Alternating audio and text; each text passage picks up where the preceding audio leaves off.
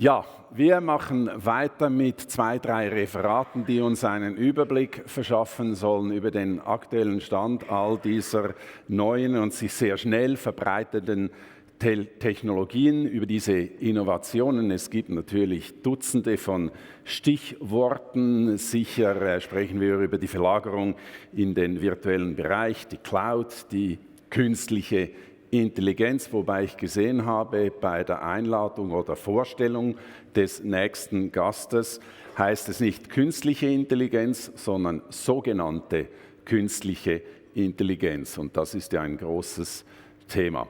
Ich darf Benoît Felten begrüßen, er ist Partner bei Plum Consulting.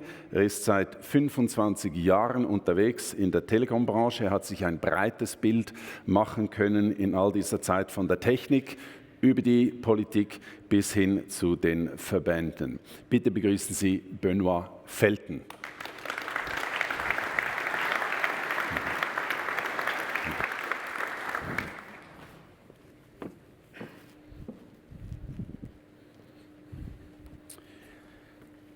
First of all, I wanted to thank the Swiss Telecom Association for having me here today. And I wanted to apologize for not speaking in German. Je suis français, donc mon niveau d'allemand est très très bas. I've been given a tall order of 15 minutes to give you an overview of everything that is happening in the telecom space. But as you can see, I am fit, I am agile, so I'm sure I will have enough time to do that.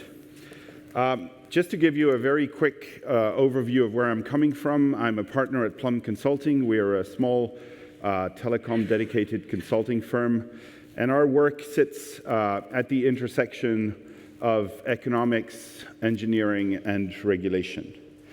I quite like this framework, and so I thought I would use the same framework to give you an overview of what we think are the key issues that the industry is facing. And when I say issues, it's not just challenges, it's also opportunities. So I'm going to go in a tiny bit more depth on these afterwards, but at this stage, I want to stress that obviously all of these topics sit across all 3 of these circles, right? You can't take one and say this is only an economic issue. Everything is interconnected, which is fitting in our industry, I guess. But there is kind of an entry point, and this is more how I've structured this. So if we start with economics, the first topic that we think is becoming more and more important is the concept of network sharing. And there's a lot of different ways in which this can be structured or approached.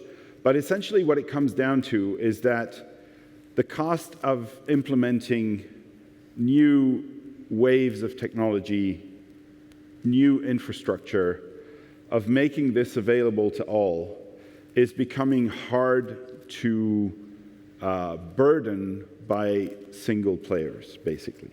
And this is true of incumbents as well. We see this in a lot of markets where we have increasingly neutral host networks that serve all of the retail operators in the market.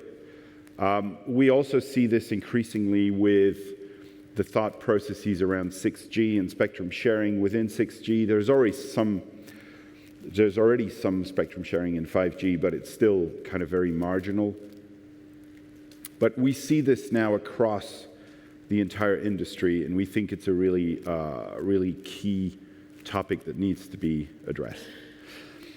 The second one is not a new one, but it has a particular resonance right now. Business models is basically how you're going to make profit on the investments that you make, essentially. And we have seen with 5G that across the industry, there's been a struggle to monetize what was an expensive deployment. And we now hear from a number of operators that considering 6G within 5 years is just not a reasonable stance. And this comes down to business models. If you can't find a way to monetize your investment, then you're going to face major issues. So we think that there is a lot of business model inventiveness, I guess, or creativity that needs to feed into the industry in order for these issues to not reproduce at each new generation of technology. And finally,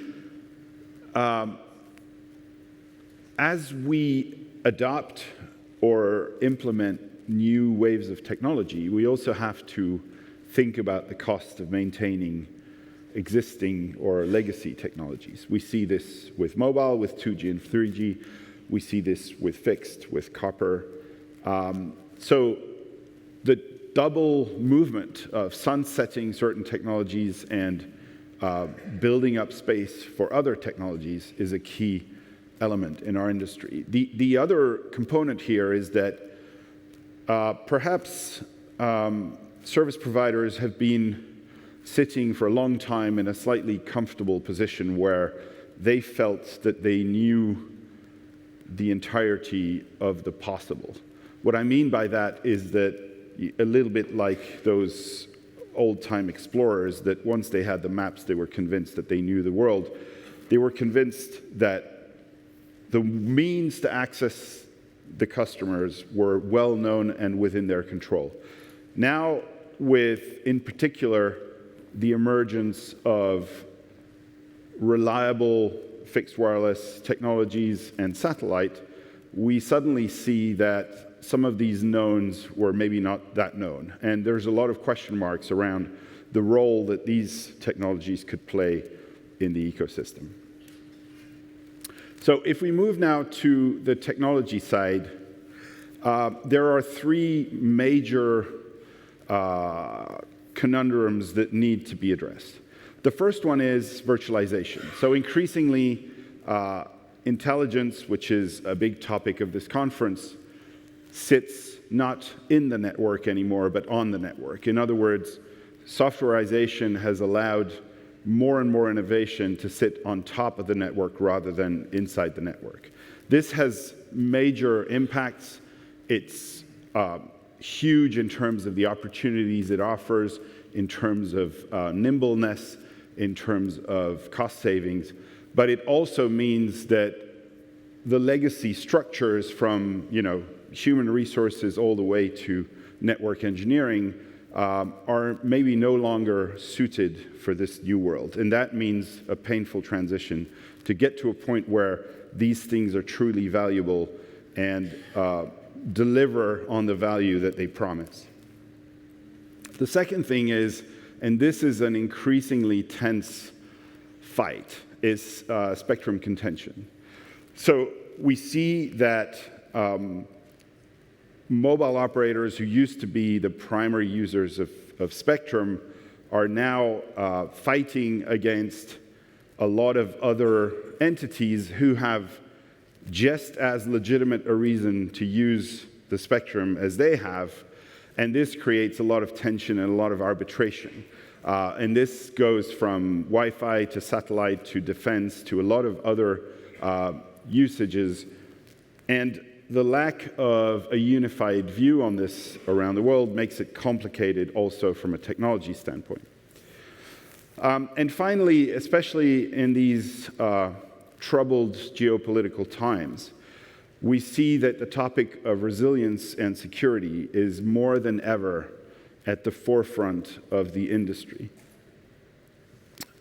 It may seem like something quite obvious, but until recently, regulators and governments were not really focused on this topic. Now they are, and they are imposing a certain layer of minimum resilience impositions, I don't know what the right word is exactly, which creates a lot of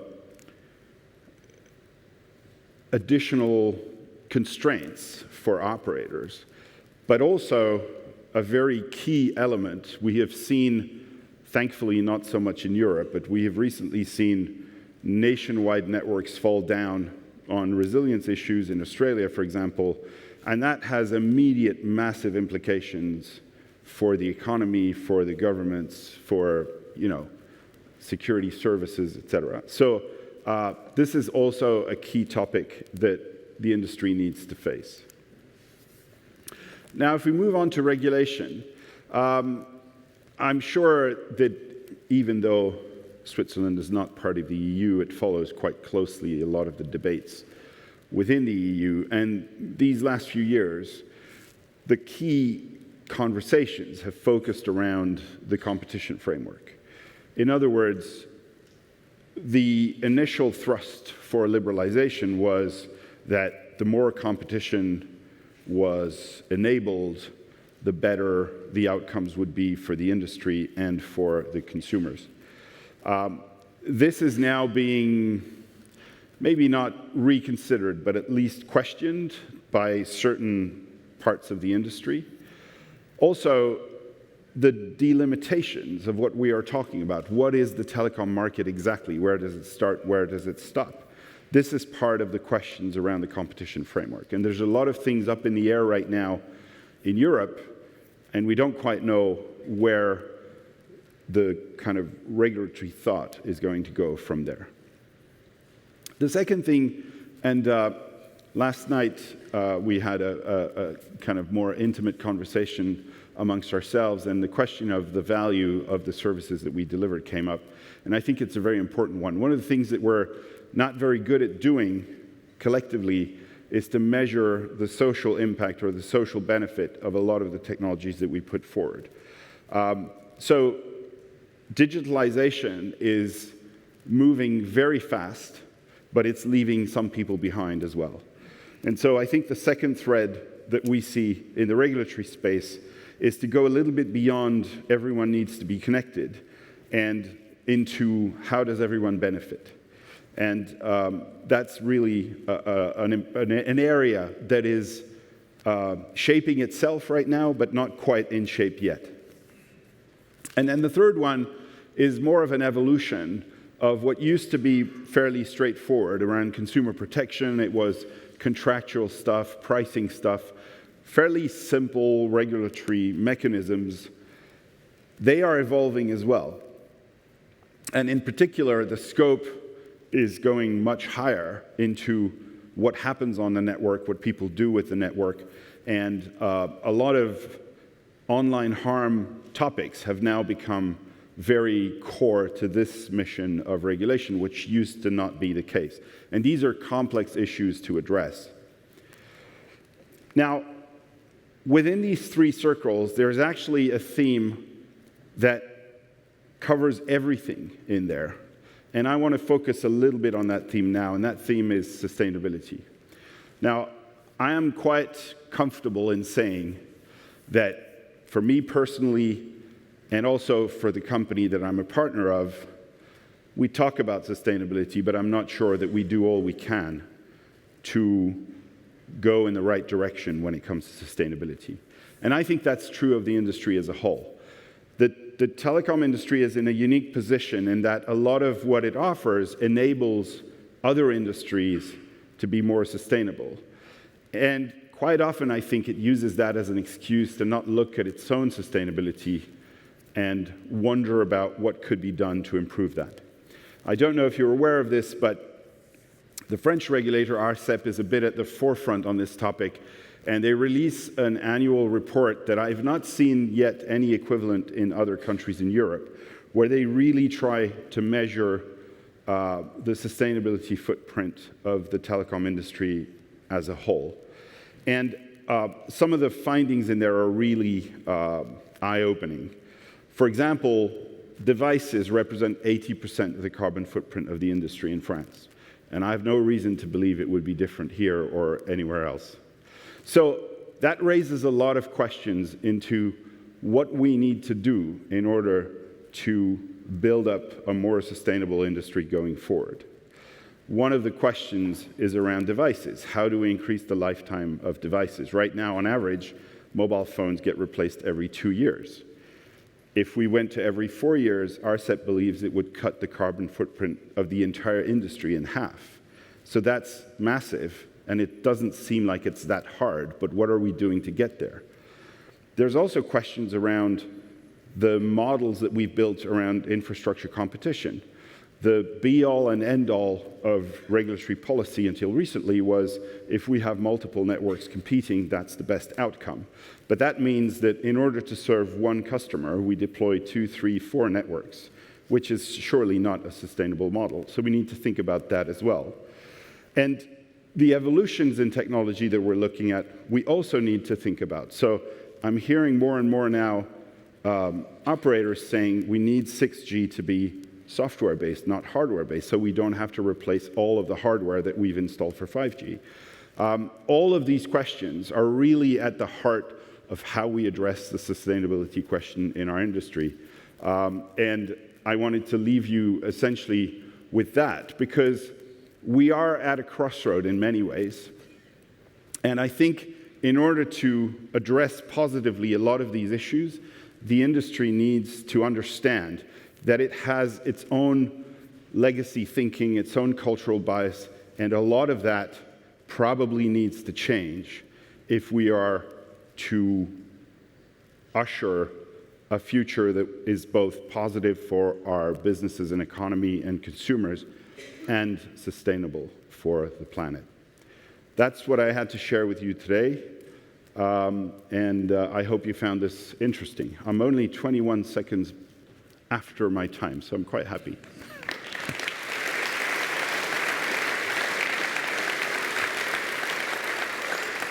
Thank you very much. Maybe you step over there. Okay. Oh, Thank you, Benoît. Sorry, you weren't shaking my hand. Sorry. That's because of the cameras and everything. Oh, yes. Thank you very much. I have a couple of questions for you from the audience. I need to check my mobile phone for that, because it's very fitting. Here we go. During the conference. Do you really recommend a shared network, which means in fact a monopoly over the successful path of infrastructure competition? Well, it's really hard to answer that in a minute. But here's what I would say: there are many different models of infrastructure sharing, and a single monopoly network is definitely not the only one. That's the first thing. The second thing is that we have examples in Europe and elsewhere of neutral monopoly networks, regulated, that deliver great value for the industry and all the industry players. Anyone who doubts that, look at rural France and fiber, and you will see that this is a model that everyone is fighting to keep, because everyone, including the incumbent, think it's the best model in order to move forward. The point that I would make is this: if you think of this in terms of shareholder and industry value, separated infrastructure and services seems to be the model that delivers the best value. And that alone should be a question that service providers ask themselves. And by the way, in every country, there are 2 or 3 players who rely on a de facto monopoly network. So it's not a new model if you think of it in that sense. I have more questions from the audience, and sorry if I really just read them like they were written. For years, we have been discussing business models for telcos. Do you think there is one, or is it simple a public service like the road network? Well, I will say this, right? I think, unfortunately, operators are very keen to view themselves as something other than what they are. I think if most operators accepted that the communication service that they deliver has great value in and of itself, and be proud of that, I think we'd be in a much better place, because they wouldn't be trying to make money off of 15 different new ideas that others are doing better elsewhere. Why would an operator be legitimate moving into banking? Why would an operator be legitimate moving into TV? We've seen all of these things. They've all come and gone. They've all failed. I think if operators focused on their core business and made sure that what they deliver there is top-notch, adequately priced, well sold, well marketed, they would be in a much better position than they are today. So I'd say that's the core. Third question: copper retirement is key to reduce energy. You talked about sustainability. Consumption of the sector, how can this be accelerated from your point of view? Well, I think there's a couple of angles there. The first angle is that obviously, until the incumbent is comfortable retiring the copper, it's very hard to do anything. So that is a precondition in and of itself, and that requires a significant portion of the market being on other platforms already by that stage. That's the first thing. The real problem with copper switch-off is the last 15%. The last 15% are people who are not interested, who don't have broadband today, but they want to keep a telephone line. And unfortunately, at some point, you can only switch those customers off by mandating a switchover, and that needs to be regulation saying, past that date, this service will no longer exist. Now, alternative services must exist in order to do that, but they already do, in fact. It's just that they're different, and that scares a lot of these older or less digitally literate clients, customers. The thing is, we've already done it. All over Europe, with digital television, we've done the exact same thing. And it worked, by and large, everywhere. So we know how to do it. It's just that we need to plan it very well, structure it ahead. We're doing a lot of work right now in understanding what the countries that are ahead of the pack, like Spain and France and Sweden, what have they done to facilitate this so that others can look at this blueprint and say, okay, this is what we need to do. You, now that's a question from my side, but I think I was very interested in what you presented regarding sustainability. And it was impressive to me that you said even if we only reduce the life cycle of mobile phones, we can achieve a lot. Yeah. Increase, I mean, increase from, for example, from 2 to 4 years. All right. What can players do in the market, because they also are in a challenge, they're in a free market, you know? How can you go towards that goal? Yeah, it's tricky because we are in this tension of wanting to do more business and more profit and wanting to do the right thing. And ultimately, I think there needs to be a nudge on the regulatory side to discourage certain practices, encourage other practices. So just to give you an example, it seems to me, and this is absolutely a personal opinion, I haven't run the numbers, right?